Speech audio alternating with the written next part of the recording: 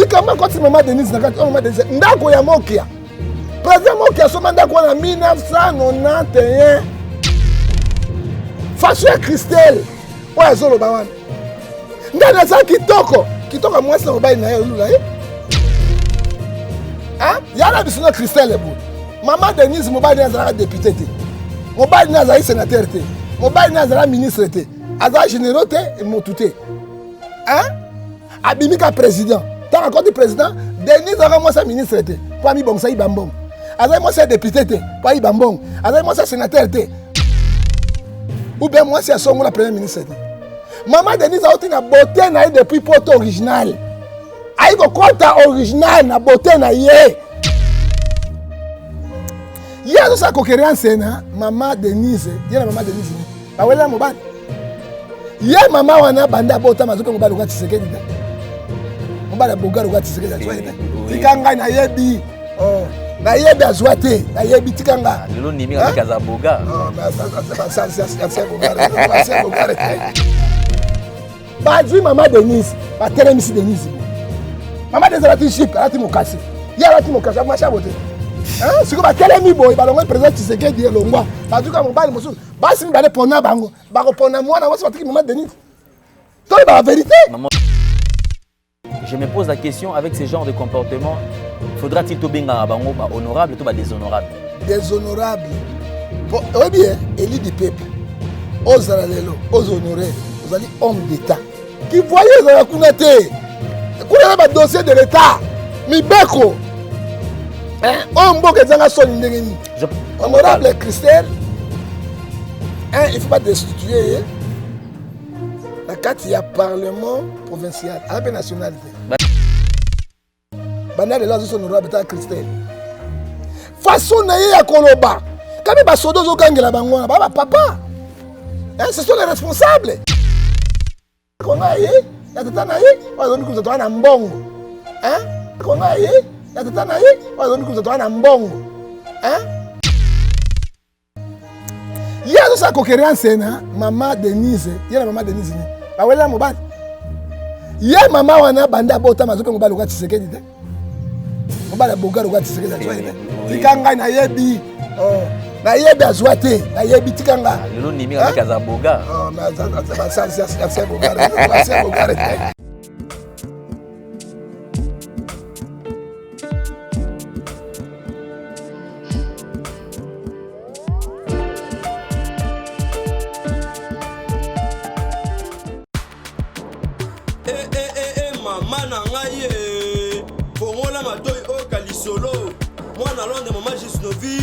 Ameme biso la solution pour l'opposition nzoto na biso yo muto betia batampo esala 15 à 20 ans ici la kate moi na Londres alobi solution ezwami somba kaka Gisnovita pakola na nzoto na yo na ismen ya bamba nzoto kokoma leke poete muete gu balapa solution ezwami pona opposition nzoto na biso kobanga te yo muto sala 15 à 20 ans tampo silaka te mikusa na nzoto makodia mapalata bokono nyonso oyo etali poso ya nzoto na yo 19 eye na solution mwana Londres aye na solution kobukana te livraison nango eza partout dans le monde kobukana te ondeko na ngai solution ezwami bona kozwa biso eza nango facile plus 44 74 24 025 437 na bandeli lisusu plus 44 74 24 025 437 balapa. Vérité, réalité, votre magazine, mesdames et messieurs, vous qui nous suivez sur Nouvelle Tendance Télévision, tous les coups sont permis, sauf les ingénieurs. Nous vous transmettons les salutations de la part de toute la grande équipe qui nous accompagne aujourd'hui. Nous précisons à la prise de vue, nous avons Gédéon Laé, la réalisation est bien sûr assurée par Jordan Panzou. Nous saluons également l'assistance de Debest Katende et le meilleur. Infiniment merci à tous les partenaires. Nous avons Yadjani Sita Ntsonga Poutou Bangamichuri depuis Suisse-Hollande, un homme réglo et crédible.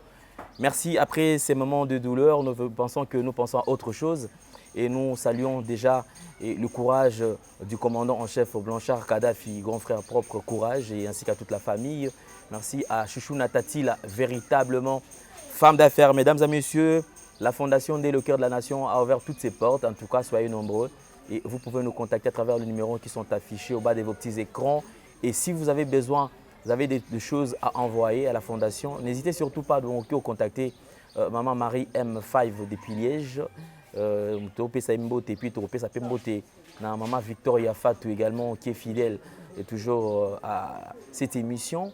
Alors bon, qui peut contacter Bissogno surtout à travers numéro Nabiso Ozali affiché. Nous avons le plaisir d'avoir sur ce plateau pour la 1e fois la bouche autorisée, l'homme de Dieu, la voix autorisée bien sûr, prophète John Ngefa, le prophète du peuple, moi Mikole Belé, et enfin Dieu a fait grâce, tout le sous le lot pour toucher quelques points d'actualité.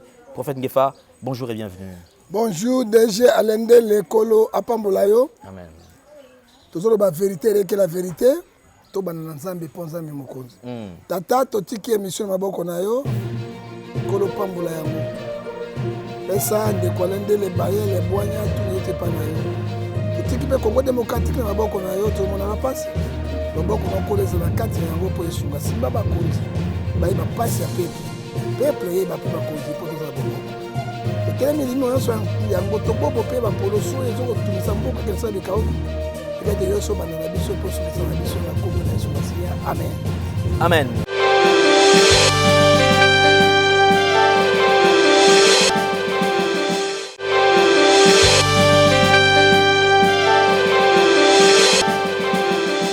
Merci beaucoup, mesdames et messieurs. Vérité et réalité, votre magazine. Je pense que nous allons respecter cela et tokotika là parce que Oizali Bosolo et Kotika la Bosolo, pe Oizali Otokobika.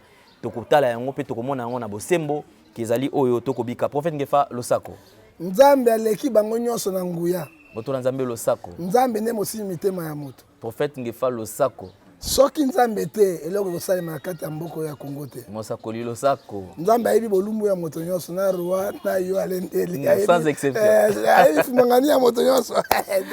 Homme de Dieu Losako. Sokolilo nde mokonzi. Ça tokolilo likambo donc côté ya ko simbate. En tout cas surtout bandeko ba ko bazali na chokolilo. Ba kanisa pe ba oyo quand même oyo ba na ngote. Mais c'est ça le problème. C'est important. Pour moi, on a un chocolat, mais pour ça, on a pona baye ba pe ba zangi ba sunga pe pa to sala musalo ale. Musala makasi otozo sala. Butuna moyi. Yo kutozo na motuka ba misu ba jeunesse ba na makolo. Bazo futa ba transport, bazo na ba take, ba soda ko kanga ko tungisa bango. Eza batu moko boko salisa bango. Hein? Ko sunga bango papa. Parce que au vanika na ndako boye mwana ka nini émission yeno na ndako oyebe foro nini basaki pe bakotsa yango te hein yo tambo na carburant papa bakari na biso ba 30 ba $20 50 par jour ya carburant pamba hein donc ozomona motuto na tamba na motuka motali sekite parce que motuka eleki mwasi alibala hein na perte hein tant que il faut que moi si vous te repensez ta explication yo ki motuka na explication exact alors tonke bato ba nango basunga pe bazangi pour être Nzambe apambola ba.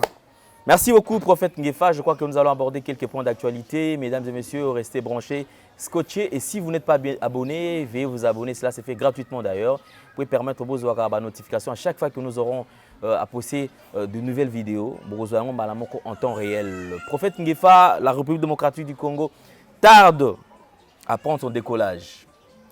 Tu vois que non, RDC c'est décoller, mais jusque-là, RDC est décollé, eko ningana kaka mais eko koka ko combattre.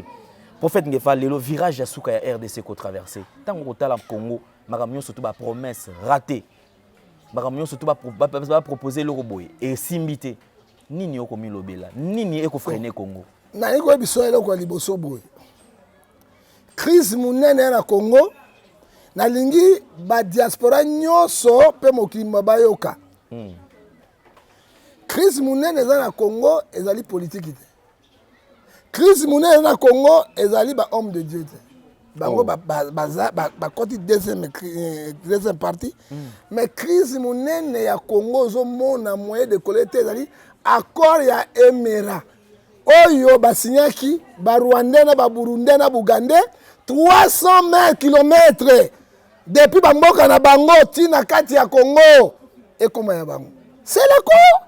Hein? Oh bato ba Kagame il tue les gens. Oh Burundi tue les gens. Ezali bako ya Emera. Hein? Oh le na ningete bato nyonso ba Congolais, ba Congomani, oh na ningete ba yeba yango. Hein?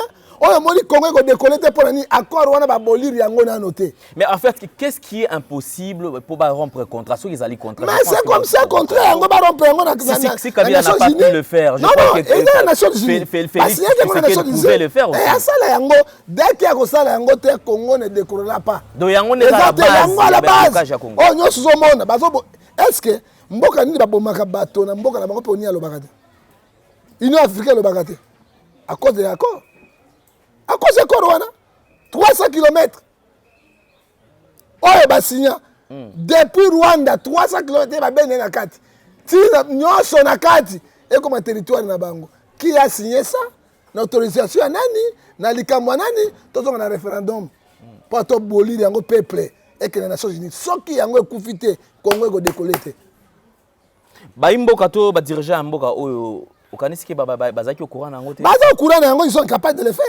Mais si on est capable de le faire, pas placer ça là, trop décoller mon colonie. Souffrance sur le moment mon colonie. Payer les autres tourner rond à zéro, tant on est pour décoller, monsieur. Hein? Et dans la crise politique qui était, et dans la crise au Canada religieux était, crise yango en accord Emera. Hein? On est bloqué Congo, yango moni Kagame contre na Congo, 300 km. Alors ça va mine ba or, yaye. Hein? On a seulement accord. Il y a encore des banques qui sont exploitées. Attends, je vais vous dire les Nations Unies. Mais bande qu'on a est, je crois quand même, bande qu'on a est, c'est un petit peu coco. Comme il réagit, c'est mécontentement na bango pour natiner na kolobake non. Les présidents de la République pendant, je crois avant campagne et pendant campagne à l'écart na Top Congo, à ça la promesse pour na bande ko ya est. Tant que peut pouvoir à l'écart qui na est, à ça la promesse qu'il était même prêt. Ce qui est coûté vie nae à prêt pour na kosala yango. Mais ti lelo est moto ekopela makila ekotanga mais le président de la République a pour réagir té. Ndekwale. Ezali ba discours politicien. Eza difficile. Est au 300 tala. Monsieur nazonga lisusu. Crise politique ya Congo, c'est l'accord d'Emera. Depuis Goma, Beni, Uchuru, ezali na 300 km na kati na yango, parti wana ezali ya Mboka, Uganda, Rwanda, Burundi, ba ko exploiter ezaka na Congo démocratique, mais bazali accès oni ayebi yango ko exploiter ba matière première. Mboka kwa Rwanda, matière ni première oza développer Rwanda. Yoti na Congo. Bazani même matiti onyamali ya yoti na Congo. C'est l'accord.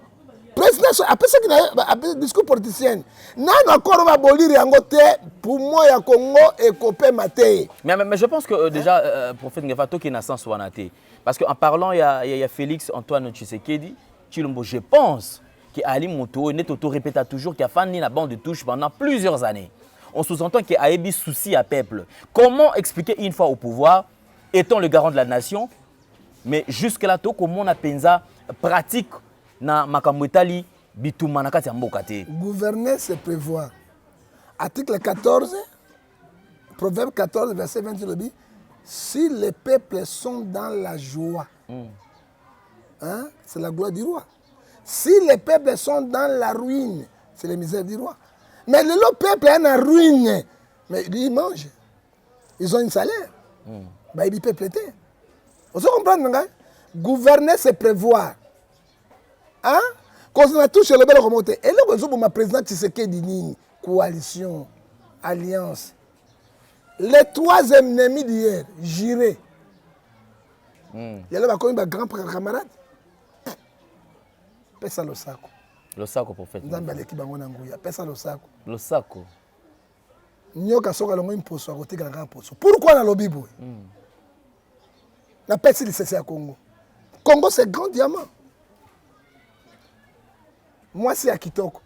Si vous avez un peu allez, si vous avez un peu de bali nyonso atiaka moi c'est à Kitoko lito. Et puis moi si on à Kitoko, comment il est marié? Vous l'avez rien. Mais tant que tu as lito, pour penser à moi, tu as un peu de temps. Ce qui peut alingi, akoyebi sote moi si soka yabi allez osomona prophète John achanga lito alinga ite soka alinga nga akoyebi sote allez na beti njobi na makambo to oyeba te OK mais soka bimiseli yo alingi nga ite moto alingi akoyebisa yo te c'est comme le Congo comme moi si Congo comme moi, c'est pas vieillir. Mais prophète, les pays les plus non, les pays les plus riches du monde c'est qui? C'est Congo démocratique. Le Congo bien sûr, tous Congo, tous c'est Congo à la moisi. Mais je pense que le lot moi dans mon bal l'union surtout sur ça la face na moi c'est à Kitoko. La première des choses à quand même à flatter. À la qui kazo lingae. Alors Congo là qui c'est na nenge nini. Il faut que ça mis solo. Et bon RDC mboka ngo moi c'est moi Kitoko. Oh mibal ba yaka ba poche vide, ba yaka ba saleli après s'il baké na ba. Mboka lokola Brazzaville à cause de la première exploitateur de diamant Brazzaville azura. OK yango parce que ba fort. De Ilmbamu ezali awa na Kingabwa 0 km ya Congo mais comment il y a Brazzaville à Botola. Personne qui en parle. On a dit na lobi awa so keka awa na Kingabwa luka ka boîte na balela ili wana ezali ya biso mobuta tikela biso Congo. Fleuve Congo ya biso Brazzaville kuna mais comment ya bango Ilmbamu. La ninga na bisa yo ya mibale est-ce que bisa ngai Rwanda o ya zangi même matiti ya kolesa bangombe abi ma première exportateur ya coton o bisa ngai yango Uganda o ya zangi l'or abi ma première exportateur ya l'or Burundi c'est la même chose là sanini mibi misato baibi l'or diamant bako teka yango bouté ko ba lali na zamba ba pesa moko te bana confiance na bango te habito chango na kati ya tokengela ouais bakoyiba akoyiba bango to miso etalani les trois ennemis d'hier UDPS PPRD INC les trois ennemis d'hier oh yé de PPRD aboma ba UDPS ba sikisi bango awa ba tia bango na ba mort ko kunda bango oui, PPRD, ndenge nini sala ba oyo aboma ba juste ezali wapi état de droit ngombe état de droit ngombe l'homme est sacré article 7 de la constitution il doit être protégé par l'état eza wapi oyo biango. Est-ce que tu rejoins ceux-là qui disent que le président de la République n'a pas été préparé? Il n'était pas prêt pour diriger. Kabila n'a pas préparé. Kabila a botina, Kabila s'est préparé. Quand président je sais qu'il s'est préparé mais Kabila s'est préparé quoi. Mais tout le monde quand même non Congo chancelier au PAM.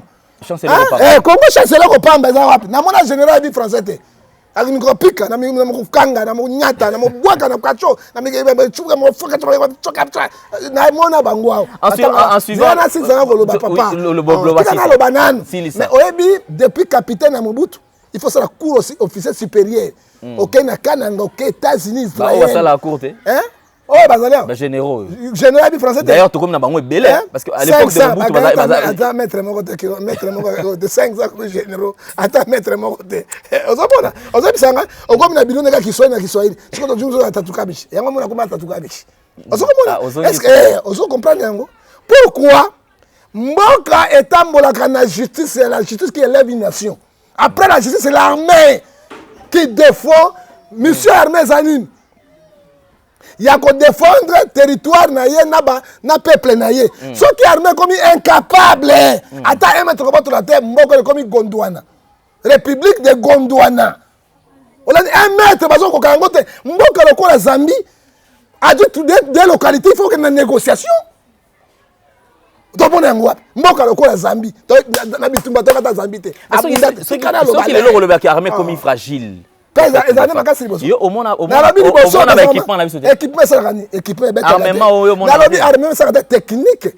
Mboka lokwa Rwanda sakana biso 21 ans. Tozo ko Rwanda. Rwanda ba Congo le kango monene. Hein? Est-ce que capitale Kinshasa Brazzaville mobimba République du Congo Brazzaville 3 500 000. Kinshasa a 17-18 millions d'habitants. Et que quand Brazzaville Congo et quand tu 5 fois 10 fois. Mais il m'a pas boto biso. Est-ce que c'est normal monsieur Alain? Donc ça va toter mboka makasa armée tango Mobutu tomona ki biloko yote tango Mobutu yaki na Libye tomona ki biloko yote ceux qui armés comme fragile. Pourquoi fragile? 3 500 000 Rwandais étrangers ba kota na biso na 1981 tango Mobutu appelle ça qui bango nationalité Hein? Bah ça va essentiellement. Tout ça pour un contrôle systématique. Contrôle systématique. Le ministre de décentralisation au Monawap, il est plus que ministre il y a intérieur. Décentralisation. Mais il centralise le tout. Mais oui, il centralise le tout. Contrôle à beaucoup hein? Mais c'est de l'origine des années. Yoka papa nangai. Tu es le garant de la nation Zanani. Garant nation. Président Tshisekedi. Merci. Mais Tozaï n'a qu'à ta démocratie, partage de pouvoir. Partage de pouvoir. Attention, monsieur. Signature Yasuke Zanani. Signature Yasuka Zanani. Est-ce que le président peut signer un arrêté qui commence à comment PCA ministre il y a portefeuille fini. Mais si là mais qui est le garant de la nation? Mettons à ça là qu'il y a ministre Moussoussou. Il y a tellement Kabila révoque qui est. Olengankoi. Oh, il y a le président Sensa, à tellement le ministre des Transports, à tellement qui Kabila, le conseil des ministres, Kabila Beta qui bou, ceux qui ont zali ngai na kosala wate. Certainement, Bazaki sur la table, il y a président de la République, Aboya qui va comboana. Qu'est-ce qui a manqué Fachi, Aboya, Kombo, ya Azaria Surubewa? Parce qu'il y a certainement, oh, réagi quand même. Mais dans la vie, il y a d'accord. Parce que le président, tu as bien pouvoir de côté. Pouvoir de côté par les d'accord. Pouvoir de côté. Parce que un président qui gagne, ça encore, à cause de la majorité dans le Parlement, à cause de la majorité dans le Sénat. Parce qu'à cause de le président, il y a son monde, à cause le Sénat, dans le Parlement. On montre que le président, il est gâté. Parce que le Parlement, il y a le Sénat, il y a moyen. Maintenant, le président a perdu déjà le Sénat, a perdu le Parlement, à cause de la nuit. Parce que le corps est même Yohan. Ceux qui peuvent penser qu'il y a comme un gars, c'est le bébé, à cause de la nuit. À cause de la nuit. Les gens ont dit qu'il y a même des personnes dans le Moussala. Les gens ont même des personnes dans le Moussala. Mais qui l'ont dit qu'il y a des personnes dans le Moussala? Parce que ça dit quoi? C'est l'accord. Il doit aussi respecter. Alors, le pays ne marche pas si les accords, messieurs. Le pays marche avec la constitution, avec le principe. Il y a une institution. Il y a autant de gens pour l'année. Tu as la jeunesse, tu as la jeunesse, tu as la jeunesse, tu as la jeunesse, tu as la jeunesse, tu as la jeunesse, tu as la jeunesse, tu as la jeunesse, tu as la clair. Nga Sylvain Mototu wao. Ozona nango papa. Mboka tambola ya biloko wana. Mboka go tambola o kiliko o to bakisa boye tozo nga yango moni crise o tozo kufela yango wana.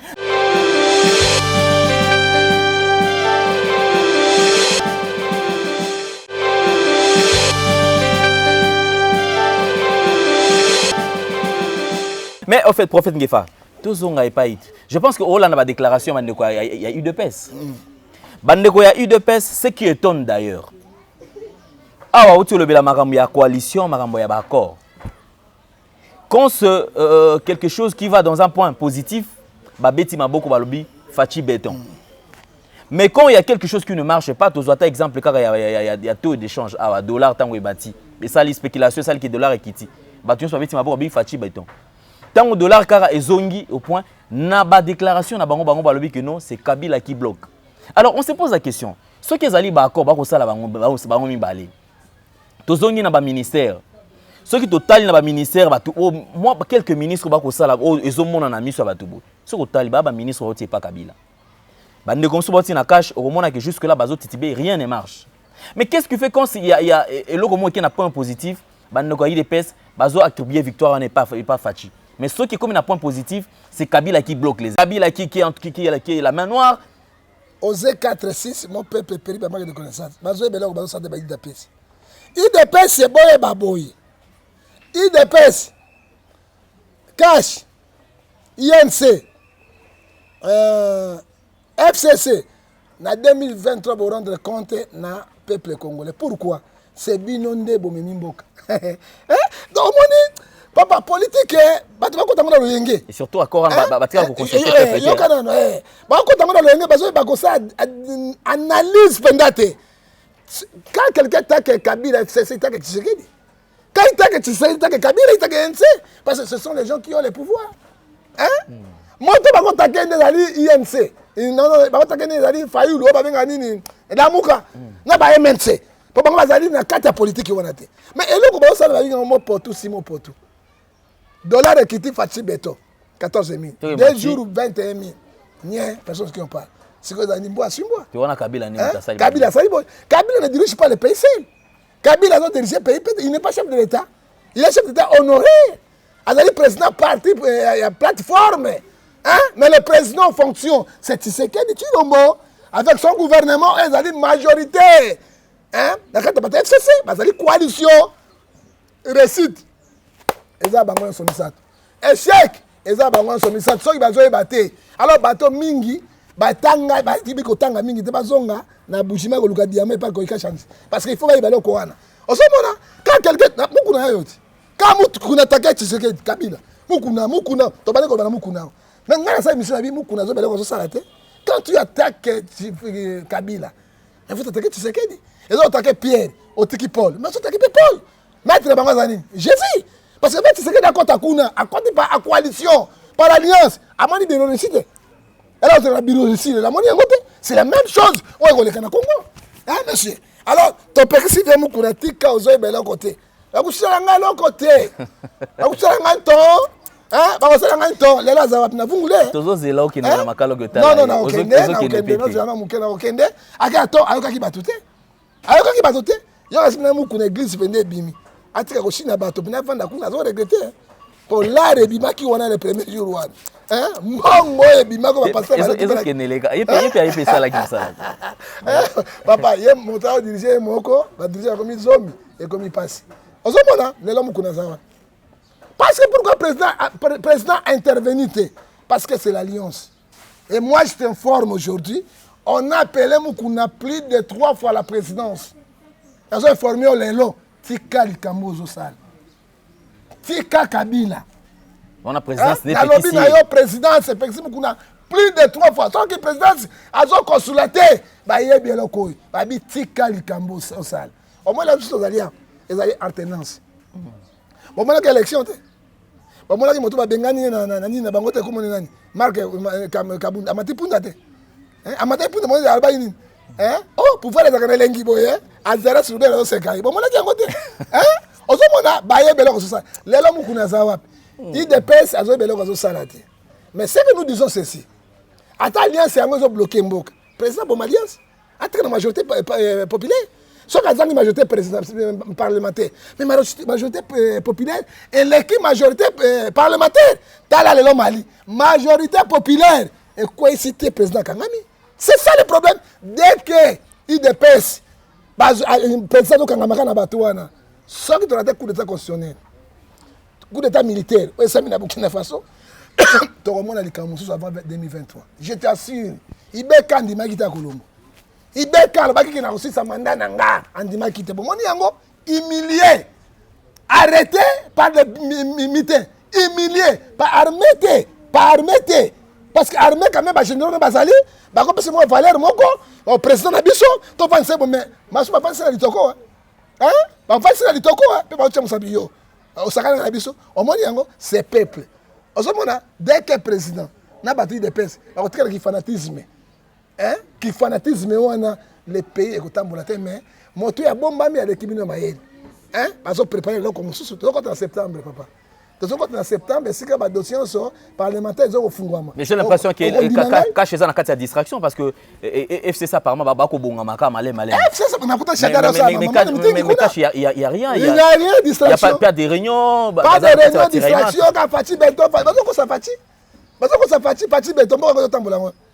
Hein? Bon, ils ont bloqué beaucoup de casse. Ils ont tamboulé. Prophète Ngefar, hein? On va quand même toucher quand même quelques années plus tard parce que surtout aux zones de règne à Mobutu, on a parlé des détournements mais pas à la manière de Komilelo. C'est vrai qu'entre la coalition, il y a qui va finir quand même dans le passé, mais je crois que maintenant ils sont dans l'obligation à côté à zone à passer. Le passé, le passé, il va interpeller le ministre de la Finance qui a le passé. C'est ça le problème, mais ça l'est. On demande là, on va se faire. Moi, je suis là, tu vas finir dans le passé, tu vas passer, tu vas dire, non, mais le ministre de la Finance, on va interpeller le pas au Kangama. Avant de la caméra, le passé. Le passé. On a un discours politicien. Dans mon thème, quand on a FC, ça va se préparer. Et là, on va se préparer toujours les battre. Ils font des réunions partout. Hein? Mais c'est ça le problème en fait. Il y a plusieurs cas où Sengela quand même va présenter parce que tu penses que déjà qu'après procès, il y a Vital Kamerhe, il y aura une suite, continuité et causale. Mais les autres mon dossier Yuma.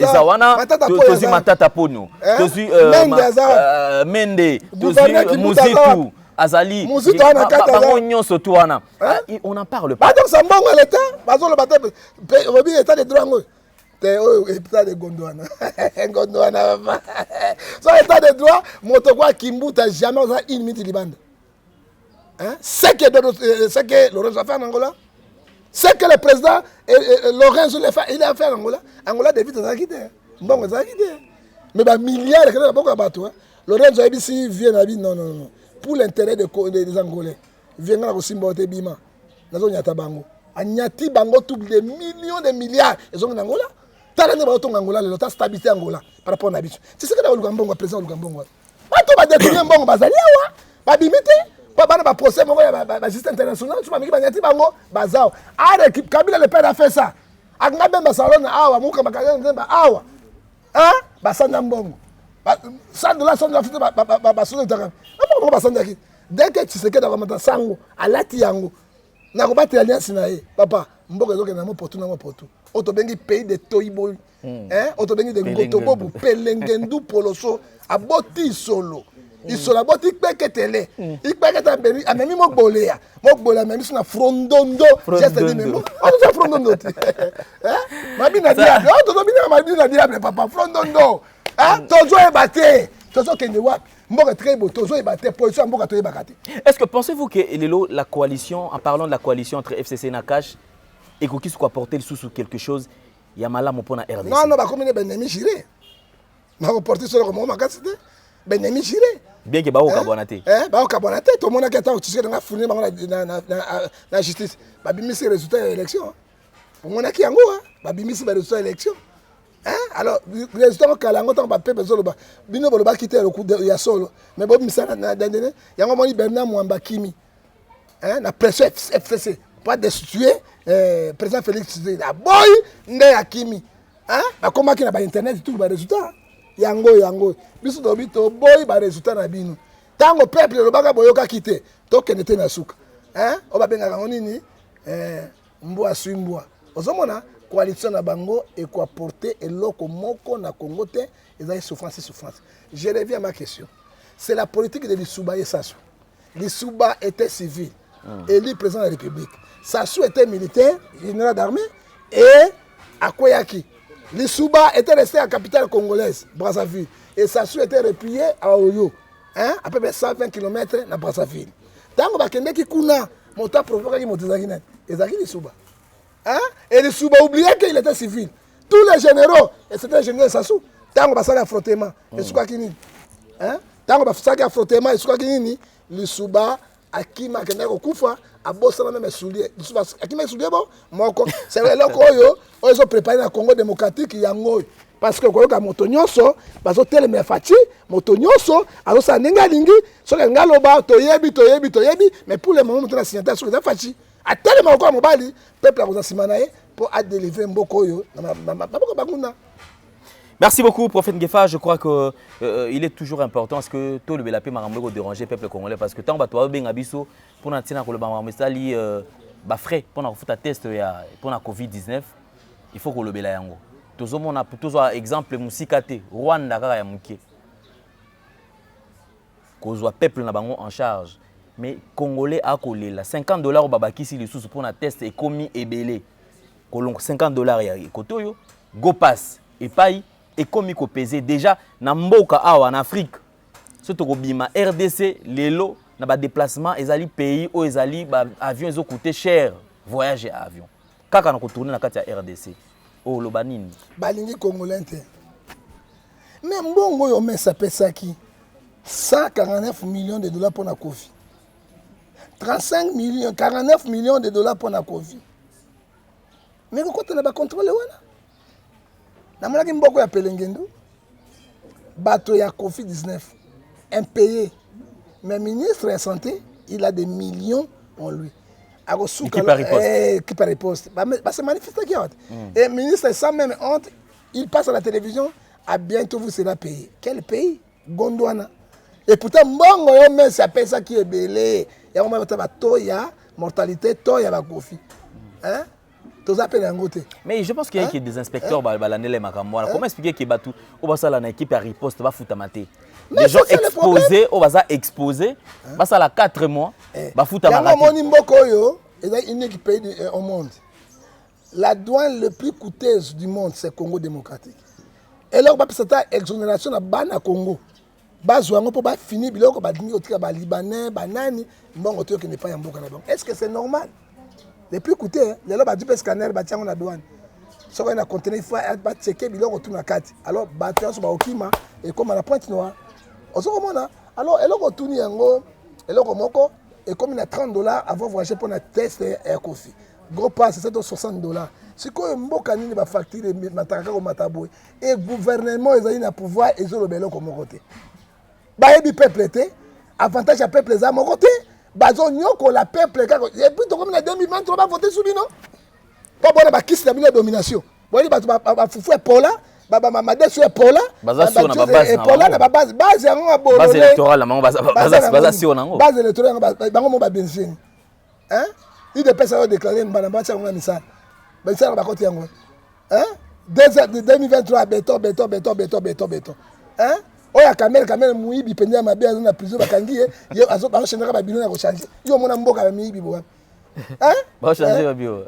Kamera ba changer ba bilo kende ko tala so mbongo utiwa. Et base oyo bazo se trouver te. Base bazo ba parlementaire debout, pendant 15 ans, 20 ans, 30 ans ba député ba parlementaire debout, misala za rakate.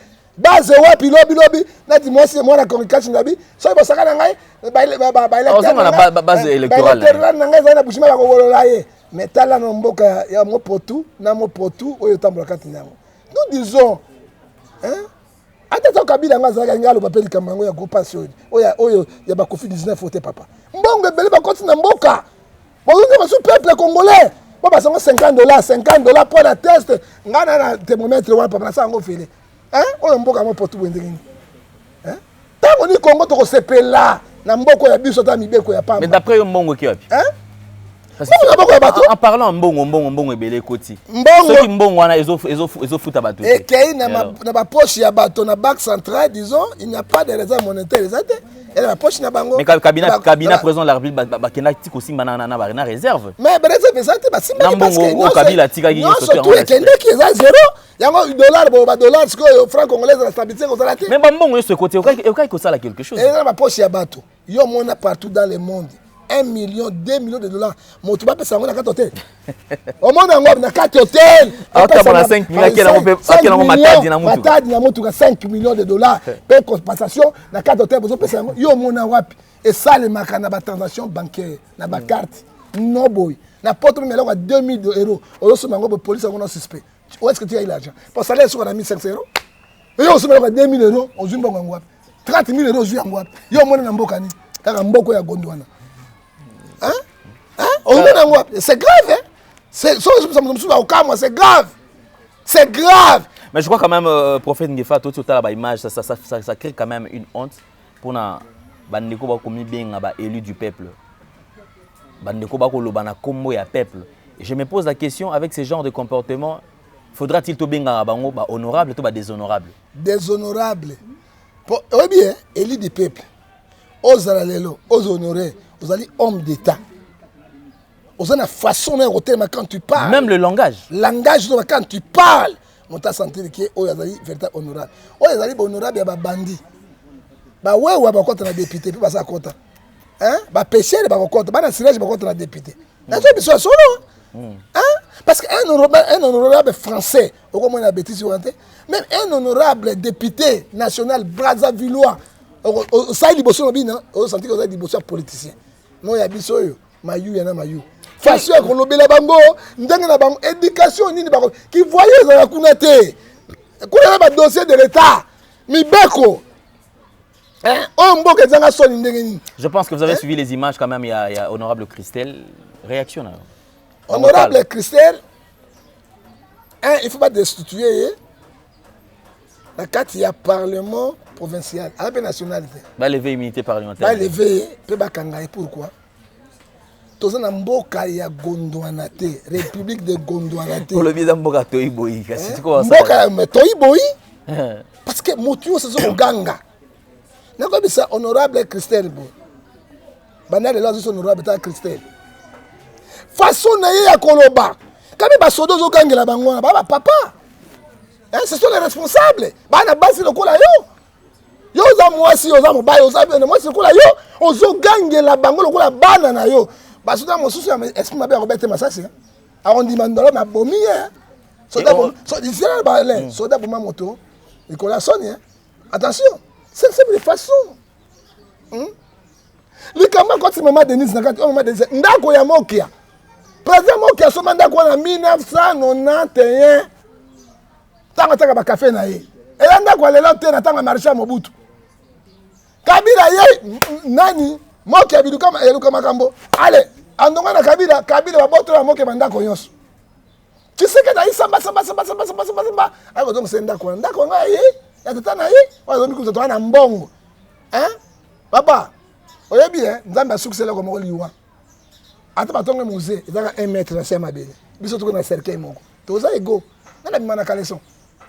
Tangela nga roi nani, généraux nani, nana bimana kaleson limbanda, ba abimi nye, moi limbanda bombe fumangani. Yebisa ngai. Biso tout mutakala, ça dit quoi? Hébreu, avec Seption 4, toi, nous tous, nous sommes nus devant l'Éternel. Toi, tu as le lendo, mon Dieu, tu es pamba.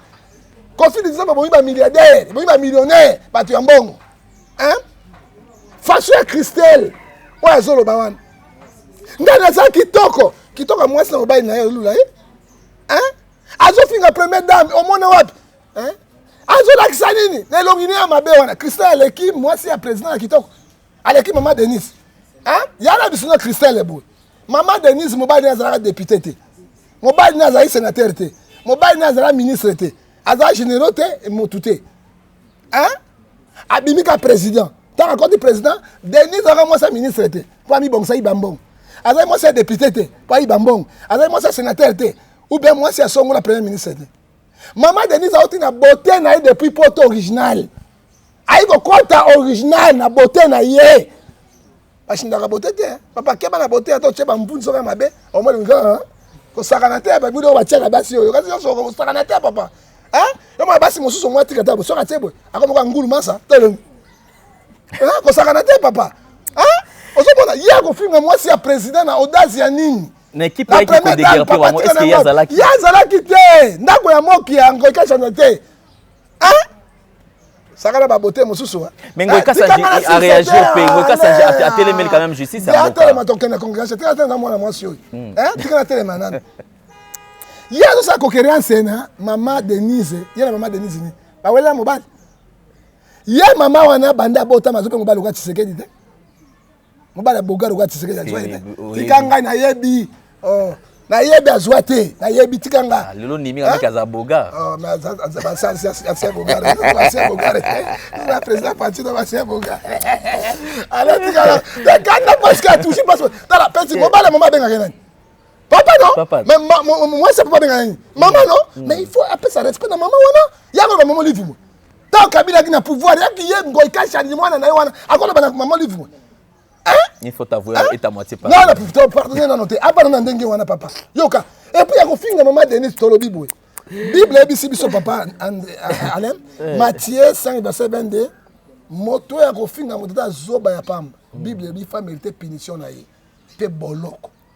Mais 1 Pierre, ABC, chapitre 3, verset 9, alobi, ne rendez mal pour mal, les biens pour les biens. Celui qui injure quelqu'un, il est condamné par la justice congolaise et la justice de Dieu. Kofinga moto. Et longina mabe. Bazui maman Denise. Ba telemisi Denise bo. Maman Denise la tiship, la ti mo cassé. Ya la ti mo cassé, ma chabote. Hein? Si ko ba telemi bo, ba longo président Tshisekedi di longwa. Ba duka mo ba mosu. Ba simi ba le pona bango. Ba ko pona moi na wasi maman Denise. Toi la vérité. Maman lui fait à combien impliqué dans 4 élections. Maman moi c'est songi. Proverbe 14 verset 1, une femme sans bâtir sa maison. Une femme est censée disposer de problème. Alors il y a un conflit entre maman Olive et maman Denise. Maman Olive, mon tatine de moi, si on a affinga. C'est comme ça. Alors il a serpent. Hein? Ok, maman Olive, va t'aimer à Batunios. Alors ma camoufle. Alors quoi ça, maman Olive en tant que qui? Maman Olive, la première dame de maman Denise. De tels actes, nous devons condamner avec efficacité. Nous n'avons pas un pays de Gondwana. Les pays de bornes, les aveugles sont rois. Les pays des aveugles, les bornes sont rois. Pas question. Tu as un bon aveugle. Moi, je suis aveugle, je suis mis au bout. sikoyo bon na liso moko boye ye na grand maître alors commandé binote oh ya paye ba fake l'été hein c'est la République démocratique du Congo qui dit l'article 107 au cas d'infraction et infraction pas député provincial mais azambe na congé parlementaire té awa na kisa ko salani hein azo tambola ka nini na congé parlementaire té pas ko tia trouble et nous disons ceci il faut de la poursuivi à la justice immunité de quoi ya ba condamné à ben nini outrage envers la première dame ou diffamation avec la grande dame, il mérite 10 ans à 12 ans de prison sévère parce que asa likamboy ba to musuja sima ba zongela nsusu bozoba oyo te parce que pays ba finga ka ba konzi bi finga te ala to ça na ba débé belé to finga ka mutu te hein na démocratie les injures ezali ba arme ba faible parce que la démocratie c'est débat d'idées ozomona oya malambo kamati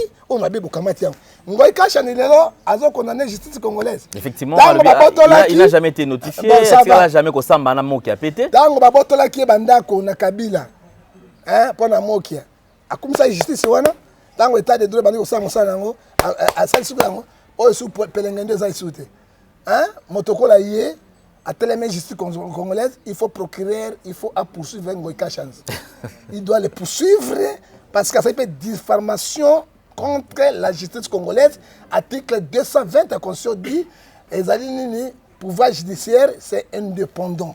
Wana to kota na mboka ya mibeko. Parce que tellement arrêt ya justice c'est pesi, le col a été aux autres croire na justice wana te. Et c'est ndako ya bango. Hein? Tala mwana ngo ikacha a éduqué impoli, très impoli, arrogante. Hein? Elle n'a pas même de manière.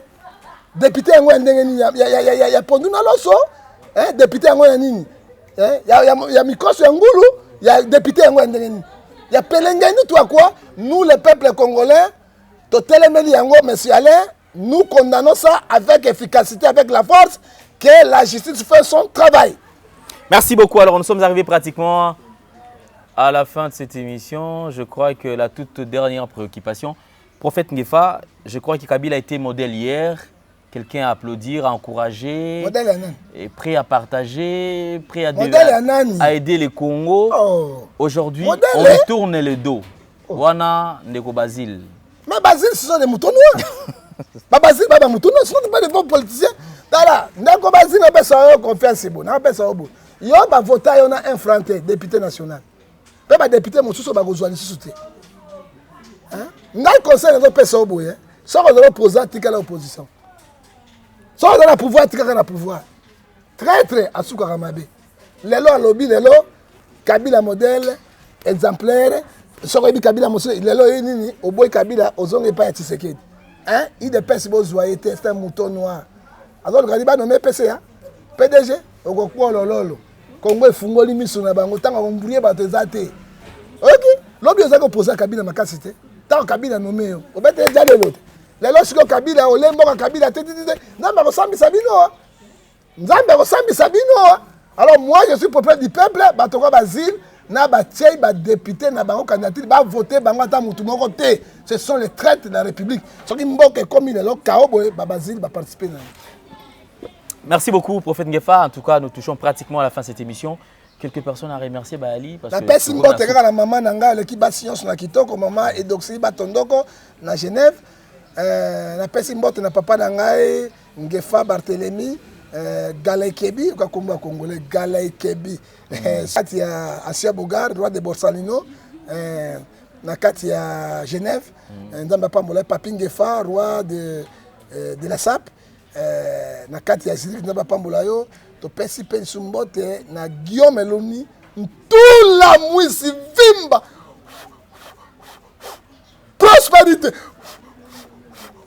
élévation parce que je crois d'ici la fin de mois Jeep n'a pas comment Kolo apambola parce que la mère qui donne proverbe 11 24 tel qui donne libéralement devient plus riche Zambia pambola yo et qu'on n'a pas maman grâce parce que la déconfinement yo la déconfinement au pèse sur le thermomètre babilamba biloko on n'a pas pambola yo to bossa de mani bolumbu ben 52 na kati ya Otobenge Baleine na kati ya Anvers kola pambola yo et sœur Mami, oh sœur Babi, otobengi na kati na mboka na Suède maman malamu parce que bomone awa na invité yo kolia na bebosono bato ba aveugle ba bosono kolia na ngolongo nzambe motema malamu kolo balaka nzambe apambola yo et puis to pesi lisusu mbote ne rikilele les boss de boss koya malamu na mboka Kinshasa kola pambola parce que na ba entreprise ebele ça va congolais mais douane bomi bakomo tia na ba scanner ali papa moi to investir la wate ndenge moko mettre njimbi 3 fois champion d'Europe à l'Obi, mais tu as vu que Congo parce que doit le plus coûteux du monde et ça. Je crois qu'il faut revoir. Non, tu as une émission spéciale. Alain Den a invité si les cartes de lecteur, tu as une émission pour la identité. Carte citoyen congolaise. Oui, ça l'a raté. C'est très important. Mission à Simon Robenga, d'ici 2 jours, tu as les langues pour continuer à l'Arabie Saoudite parce que trop désinfecté. Après si mbote les sous na ba kongomani nyonso c'est toujours mon rendele. Merci beaucoup. Na ni na yo Gédéon nazo mona face à la Mauritanie parce que a infiltré na filtré Mauritanie on gaze Mauritanie ka boy. Merci. On va tout ko la pambola bino. Soki yo lingi ko ngai na numéro na ngana bonde la pona yo je suis un homme spirituel, je suis pas politicien. 00243 89 610 49 41 et puis privé 0043 99 42 937. Que mon Dieu vous bénisse. Merci beaucoup, prophète Ngefa. Tout le plaisir était les nôtres de vous avoir sur ce plateau. Nous préparons un autre numéro très prochainement. Merci à Gédéon, merci à The Best Katende, le meilleur. Merci à Jordan Panzou, merci à toute la grande équipe. Merci également à vous qui avez passé ces moments ensemble avec nous. Professeur Biboala également, te PCP Mboté. Donc, professeur Biboala, merci beaucoup. Parce que Bato Bario Simba, Bato Penamboka, un tel professeur, recteur universitaire à William Bott, et puis un député professeur Tala Bato Bangouana. Alors, il me livre, alors il me pas le côté, il y a Congolais. Bon, il y a professeur Nabiso, il y a Pelengendou, il y a la politique. Voilà, merci beaucoup alors. Portez-vous bien, Baba, à la prochaine. Merci également à Steve. Au revoir.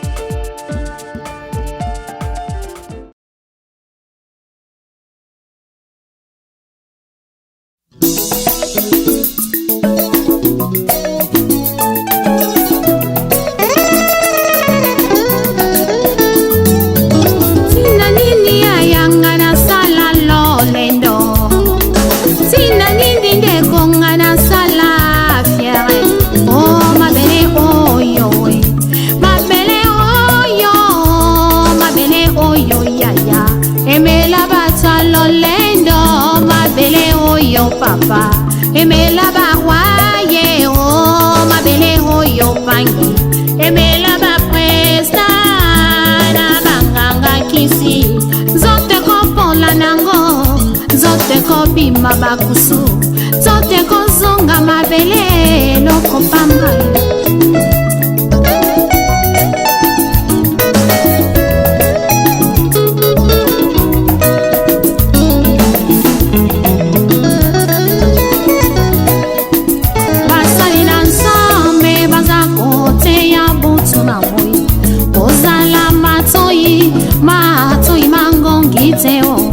Yokela bango bazali swa prinsi maya pamba oyo bate yakaye utakaye paya mokili salela tango tango yozana bomoye linga yosalela ye o tango yozana bomoye linga yosalela ye o kufeza ya solo bunga ebeti na tempelo tango ifweni yaya. Salela tango mbeko, salela tango fami, amani mame, amani mame, amani mame, kedika fumwe, yaligo solo pani.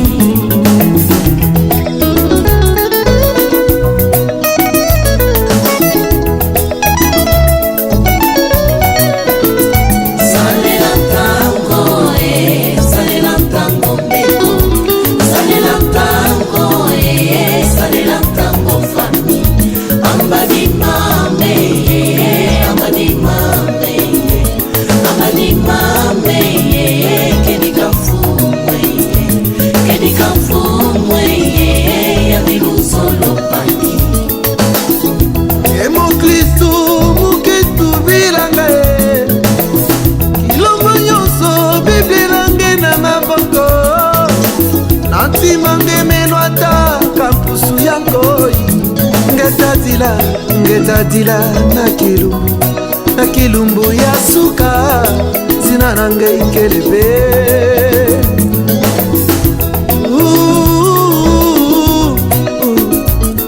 ozali wapi nkolo akoluka yo yobomani kati na masumu nkolo akobelela yo nekosomba ntango mikolo ekomi mabe soki okei na moto ekozala likambo na yo po alikati yesu masiya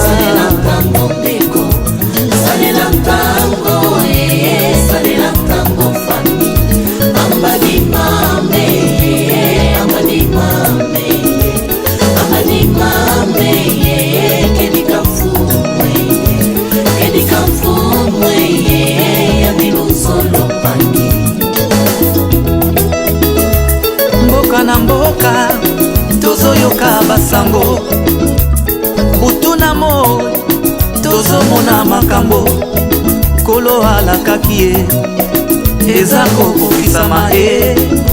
Rachetons le temps, Jésus revient bientôt. Rachetons le temps, Jésus revient bientôt. Maranatha, Maranatha, kolo akoya. Maranatha, Maranatha, kolo akoya e.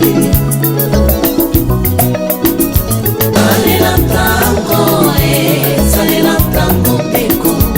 Salela tango e, salela tango fami. Amadi mame e, amadi mame e. Amadi mame e, kedi kamfumwe e. Kedi kamfumwe e, yadilu solo pangi. Mujambu jenki fetivanga lulendo mama ungai betelo kuna tempelo mboya o mutoto tulundanga mutoto tukwendanga bika yimbidila bika tusakidila mfuwe yo yandikele luzo Salela tango e, salela tango beko. Salela tango e, salela tango fami. Ambadi mame